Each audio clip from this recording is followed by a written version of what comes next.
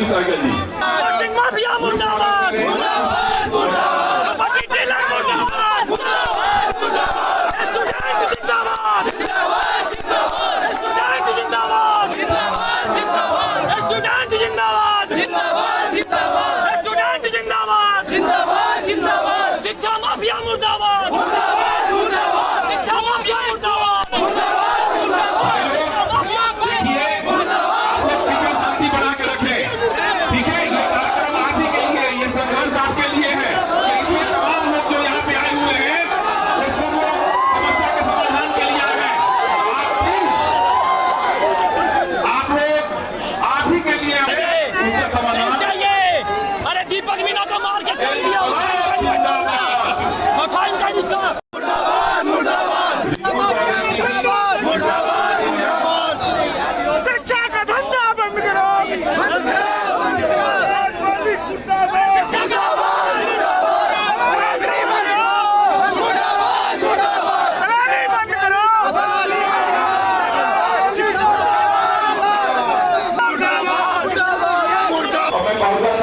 आग्रह करता हूं कि वो हमारे सांसद श्री मनोज तिवारी जी का स्वागत करें।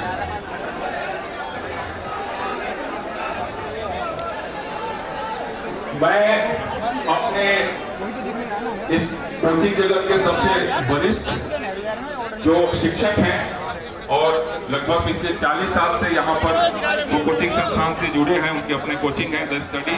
नगर में यहाँ पर मुखर्जी नगर बचाओ अभियान के लिए कुछ रैली वगैरह हुई थी, यहाँ पे लोग मीटिंग के लिए आए थे, उसमें क्या भी हुआ आपका? देखिए, सबसे पहली चीज़ तो ये है कि मुखर्जी नगर में कई बार ऐसा हुआ है कि ऑनरेबल मनोज तिवारी जी जो कि यहाँ के सांसद हैं और honourable Christopher sir, honourable Abhimanyu sir और बाकी जो ब्रोकर्स थे, सभी लोगों ने एक साथ आने के बाद इस मूवमेंट को एक मुहिम चलाई जो कि बहुत महत्वपूर्ण है। दूसरा पॉइंट इसमें ये कि जो स्टूडेंट्स थे उनकी तरफ से डिमांड की गई कि लाइब्रेरी हमारी ऑन हो जाए और जो रूम रेंट रिवाइज होना चाहिए, रूम रेंट बहुत ज़्यादा ले रखा है उनको डाउन करना चाहिए।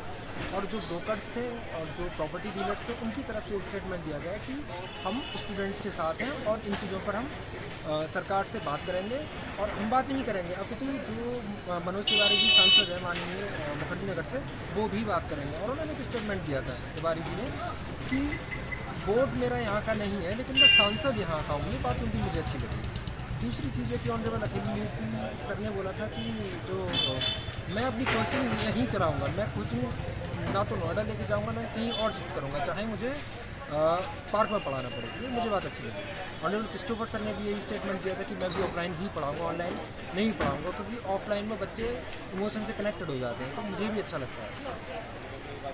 तो आप लोग की क्या क्या मांगे रूम रेंट वगैरह के लिए? मेनली स्टूडेंट्स की मांग है कि जो रेंट है बहुत ज़्यादा कर रखा है वो रेंट कम हो और जो लाइब्रेरी है जो सील कर दी गई हैं, जैसे किसी का लैपटॉप है, किसी का कुछ सामान है, तो लाइब्रेरियों का ऑन होना जाना चाहिए। ये एक गवर्नमेंट लाइब्रेरी की मांग की गई है सर। हाँ, गवर्नमेंट लाइब्रेरी की मांग बहुत ही जेन्युइन है, क्योंकि मुझे ऐसा लगता है जब सरकार लाइब्रेरी को सीलिंग कर रही है तो सरकार को ये सोचना चाहिए कि मुखर्जी नगर जो कि IAS और PCS का हब माना जाता है, एक मेरे हिसाब से तो विद्यार्थियों के लिए एक तीर्थ स्थल है, तो जो भी स्टूडेंट्स हैं उनके लिए अगर यहाँ बंद करें लाइब्रेरी तो फिर कहीं ना कहीं तो लाइब्रेरी पढ़ने के लिए एडजस्टमेंट करें, जैसे संसद या मंत्रालय की लाइब्रेरी है तो उसको अलाउड करें सरकार कुछ ना कुछ तो बच्चों के लिए करे, नहीं तो फिर बच्चे प्रोटेस्ट ही करते रहेंगे, लाइब्रेरी में पढ़ाएंगे तो कम से कम ओपन होगी लाइब्रेरी। धन्यवाद। बंद हो रही हैं और सील हो रही हैं, आज मुखर्जी नगर बचाओ अभियान पर यहाँ पर एक मीटिंग भी थी, इस पर क्या कहना चाहते हैं आप? देखिए, मैं भी देखा था आज की मनोज तिवारी जी माननीय सांसद जी यहाँ पे आए हुए थे मुखर्जी नगर पे, तो शिक्षा बचाओ और थोड़ा सा सेफ्टी को लेकर इस चीज़ को लेकर बातचीत हुई होगी, मैं तो नहीं था। बट इसमें यह है कि जो भी लाइब्रेरियाँ बंद की गई है या फिर किसी तरह की कोचिंग के बारे में मतलब ऐसा चल रहा है कि ग्राउंड में नहीं चले, तो बात सही है कि ग्राउंड में नहीं चले, क्योंकि पिछले कई दिन ऐसा हुआ था कि घटनाएं लगातार मुखर्जी नगर में हो रही थी।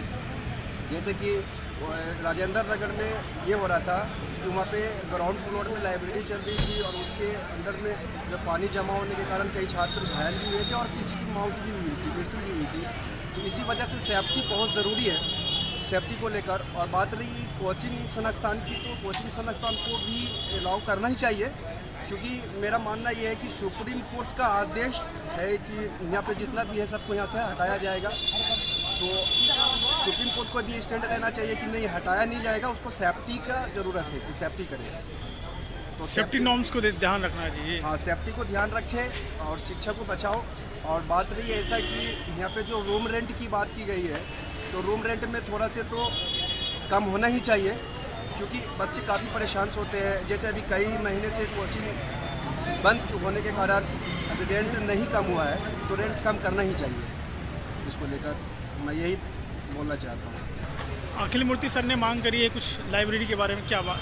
देखिए, अगर लाइब्रेरी की बात रहे तो लाइब्रेरी, मेरा भी मानना ये है कि लाइब्रेरी सरकार की तरफ से होना ही चाहिए, क्योंकि बच्चे एफर्ट नहीं कर पाते हैं। यहाँ पे लाइब्रेरी 1500, 2000, 24 घंटे का मिलता है। तो अगर सरकारी हो जाता है या फिर कोई एंट्रांस पेपर दे के अगर वो सरकारी अलाउ कर देता है तो उससे बेटर होगा। तो अखिल मूर्ति सर जो भी बोले हैं तो बेटर ही बोले हैं, सरकारी होना चाहिए, लेकिन एंट्रांस के हिसाब से। जैसे हरिजन सेवक संघ चल रहा है अभी लाइब्रेरी, तो उसमें एंट्रांस है, तो बच्चे एक क्रीम बच्चे भी वहाँ पहुँच सकते हैं और अच्छे लेवल तक जा सकते हैं। ओके, धन्यवाद। Thank you.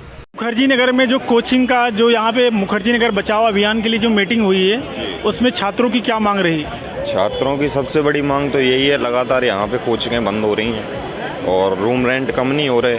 बच्चों में तनावपूर्ण स्थिति बनी हुई है कि क्या करें, घर जाएं, क्या करें, ना तो कुछ क्लियर हो पा रहा है कि कोचिंगें चलेंगी कि नहीं चलेंगी। लाइब्रेरी सारी MCD ने सील कर दी यहाँ पे, बच्चे पढ़ें तो पढ़ें कहाँ। और एक सबसे बड़ी मांग यही है कि यहाँ पे जो ब्रोकरी का सिस्टम है ना, यहाँ पे जो डीलर घूम रहे हैं, बच्चों से आधा ब्रोकरेज ले लेते हैं, 10-10 हज़ार रुपये रूम रेंट है यहाँ का, बच्चे कैसे अफोर्ड करेंगे। तो यही सारी चीज़ें हैं जिनको लेके सरकार तक बात पहुँचनी चाहिए।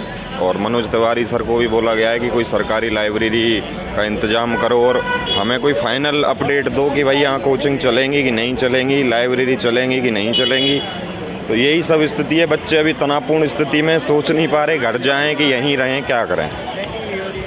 एक सरकारी लाइब्रेरी की वैसे बात कही गई है, तो वो मतलब किस बेस पे होना चाहिए? सरकारी लाइब्रेरी का यही बेस होना चाहिए कि जो कंपटीशन की तैयारी कर रहे हैं बच्चे, उनके लिए मुफ्त में कोई लाइब्रेरी की व्यवस्था होनी चाहिए। ये बच्चे वैसे ही परेशान हैं, रूम रेंट इतना है यहाँ पे कि आम घर का बच्चा तैयारी नहीं कर सकता यहाँ पे रह के। बहुत समस्याएं हैं, खाने की बहुत समस्याएं हैं, यहाँ खाना अच्छा नहीं मिलता, फिर भी स्टूडेंट क्या करे, उसके सामने मजबूरी है, तैयारी तो करनी पड़ती है। ये काफ़ी स्टूडेंट एक बात उठाते हैं कि ऑफलाइन कोचिंग का पैसा देते हैं, उनको ऑनलाइन कोचिंग दी जा रही कोचिंग, उस पर कुछ क्या है मामला? यही है कि कोचिंगें चली गई, ऑफलाइन पैसा दिया, SSC की कोचिंगों की सारी फीस 25,000 के आसपास है और ऑनलाइन फ़ीस 2-3 हज़ार के आसपास है। अब कोचिंग बंद हो गई तो अब बच्चों के सामने ऑप्शन एक ही बचा है कि भाई ऑनलाइन कर लीजिए, आप ऐप से कर लीजिए जब कोचिंग चल नहीं रही तो। और कुछ कोचिंगें इधर उधर शिफ्ट हो गई, कोई परमानेंट चली गई, कोई निरंकारी चली गई। तो यही सबसे बड़ा मुद्दा है कि बच्चे यहाँ में रूम रेंट दे रखा है, अब वहाँ जाके रूम लेंगे, फिर नई ब्रोकरेज दो, डीलरों को सिक्योरिटी दो, बहुत होगी ना, है ना। छीना झपटी इतनी होली ऐड है, मतलब छोरी है कोई कान के वाले ले जा, फ़ोन तो इतने छीन लग रहे हमारे। खुद ये भाई का भी फ़ोन छीन गया था, मेरा भी छीन गया था एक बार। छीन तो के गया था, जेब में काट लिया, छोटे छोटे बालका ने।